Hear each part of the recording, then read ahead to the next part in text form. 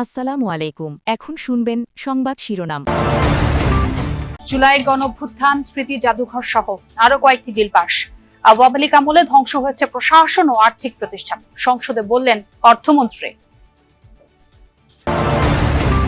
হামে ৩ জেলায় আরো ৪ শিশু মৃত্যু, হাসপাতালে বাড়ছে সংক্রমিত রোগী, প্রকোপ বাড়ায় উদ্বেগ জনমনে।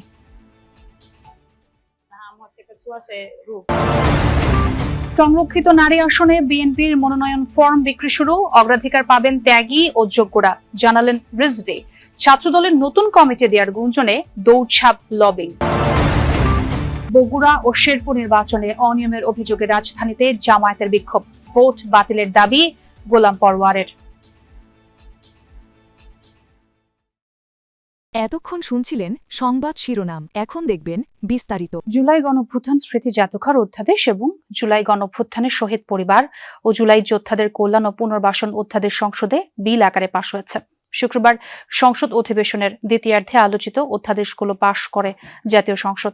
এদিন সাইবার সুরক্ষা সহ আরো বেশ কয়েকটি বিল পাশ হয়েছে অধিবেশনে। সকালে বিরতির পর চিফ হুইপ নুরুল ইসলাম মনি জানান, তখন পর্যন্ত 101টি অধ্যাদেশ বিল আকারে পাশ হয়েছে। তিনি জানান, 133টি অধ্যাদেশের মধ্যে 4টি অপ্রয়োজনীয় হওয়ায় সেগুলো বাতিল করা হচ্ছে। আইনি বাধ্যবাধকতার কারণে দেশের ইতিহাসে এই প্রথম শুক্রবারও সংসদ অধিবেশন চলছে বলে জানান চিফ হুইপ। আওয়ামী লীগ সরকারের সময় প্রশাসন ও আর্থিক প্রতিষ্ঠান ধ্বংস করা হয়েছে। অন্তর্বর্তী সরকারের সময়েও অর্থনীতির সব সূচক ছিল নিম্নমুখী। বৈশ্বিক ও অভ্যন্তরীণ নানা ধরনের চ্যালেঞ্জ মোকাবেলা করে অর্থনীতি এগিয়ে নেওয়ার উদ্যোগ নিচ্ছে সরকার। সংসদে কথা জানিয়েছেন অর্থমন্ত্রী আমির খসরু মাহমুদ চৌধুরী। তিনি বলেন, 2034 সালের মধ্যে বাংলাদেশকে $1 ট্রিলিয়ন অর্থনীতির দেশ করার লক্ষ্যে কাজ করছে বিএনপি সরকার। সংসদের 13তম বৈঠকের শুরুতেই বক্তব্য দেন অর্থমন্ত্রী আমির খসরু মাহমুদ চৌধুরী। আর্থিক খাত, ব্যাংক, রাজস্ব, মুদ্রাস্ফীতি অর্থাৎ দেশের বর্তমান অর্থনৈতিক চিত্র তুলে ধরেন তিনি। সেই সাথে ভবিষ্যৎ পরিকল্পনাও বলেন। গত 17 বছরে দারিদ্র্য বেড়েছে, মাথাপিছু আয় বাড়লেও একটি মুষ্টিমেয় গোষ্ঠীর হাতে তা কুক্ষিগত ছিল। সরকারের সুদ ব্যয়ের চিত্র উদ্বেগজনক বলেও মন্তব্য করেন তিনি। 2005 থেকে 2024 সাল পর্যন্ত সুদ ব্যয় বেড়েছে 13 গুণ। জনগণ বিনিয়োগের সুফল পায়নি। বাজেট ঘাটতি বৃদ্ধির পাশাপাশি এর মানও প্রশ্নবিদ্ধ হয়েছে। দুর্নীতির কারণে বেড়েছে অর্থনৈতিক বৈষম্য। মন্ত্রী জানান, মূল্যস্ফীতি নিয়ন্ত্রণ করে 5 থেকে 6% নামিয়ে আনা সরকারের লক্ষ্য। গুরুত্বহীন প্রকল্পগুলো বন্ধে উদ্যোগ নেওয়া হয়েছে এবং গত 15 বছরে বাজার কারসাজির অনিয়ম তদন্তে কমিশন গঠনের কথা বলেন তিনি। অন্তর্বর্তীকালীন সরকার একটি এমন আন্তর্জাতিক অর্থনৈতিক ব্যবস্থার দায়িত্ব গ্রহণ করে যেখানে বই খাতের চাপ, উচ্চ মূল্য। সারা দেশে বেড়েই চলেছে হামের প্রাদুর্ভাব। হামের উপসর্গ নিয়ে বরিশাল, ময়মনসিংহ ও সিলেট মেডিকেলে আরো 4 শিশু মৃত্যু হয়েছে। এর মধ্যে বরিশালে প্রাণ গেছে 2 জনের। আক্রান্তদের মধ্যে বেশিরভাগই শিশু। হামের প্রকোপ ছড়িয়ে পড়ায় উদ্বেগও বাড়ছে মানুষের মাঝে। রোগীর উপচে পড়া ভিড়, দেখা দিয়েছে শয্যা সংকট, হাসপাতালের মেঝেতে জায়গা হয়েছে রোগীদের। দক্ষিণাঞ্চলেও হামের প্রকোপে ছড়িয়েছে আতঙ্ক। এই রোগের উপসর্গ নিয়ে বরিশাল শেরেবাংলা মেডিকেল কলেজ হাসপাতালে শুক্রবার সকাল 8টা পর্যন্ত 24 ঘন্টায় সাদি ও রাকিব নামে 2 শিশুর মৃত্যু হয়েছে। এ সময় নতুন করে হাসপাতালে ভর্তি হয়েছে আরো 31 শিশু। এই 2 জন সহ বরিশাল বিভাগে হামের উপসর্গে মৃত্যুর সংখ্যা পৌঁছালো 14 জনে। ময়মনসিংহ বিভাগেও বাড়ছে প্রাণহানি। শুক্রবার সকাল 9টা পর্যন্ত 24 ঘন্টায় ময়মনসিংহ মেডিকেলে হামের উপসর্গ নিয়ে মারা গেছে 1 শিশু। 24 দিনে হাসপাতালটিতে মৃত্যু হয়েছে 10 জনের। নতুন করে রোগী ভর্তি হয়েছে আরো 20 জন। হাম হচ্ছে ছুঁয়াশে রোগ, ওটা তো মনে করেন একটা বাচ্চা থেকে আরো 10টা বাচ্চা ছড়াচ্ছে। টাকা গেলে টাকা পাবো, মানুষগুলোকে তো মানুষ পাবো না। সরকারতে দাবিলো আমার বিষয়টা একটু গুরুত্বপূর্ণ, মানে একটু নিজের মতো করে দেখার জন্য। নবজাতক যে ওয়ার্ড 28 দিনের নিচের বাচ্চারা থাকে, ওইখানে যাদের ভেন্টিলেটর প্রয়োজন হবে তাদেরকে আমাদেরকে ঢাকায় পাঠাতে হবে, আমরা এখানে সাপোর্ট দিতে পারবো। Sylhet MAG Osmani medical college হাসপাতালে চিকিৎসাধীন অবস্থায় দিব্য নামে 1 শিশুর মৃত্যু হয়েছে। এ নিয়ে সিলেটে হামের উপসর্গ নিয়ে 3 শিশুর মৃত্যু হলো।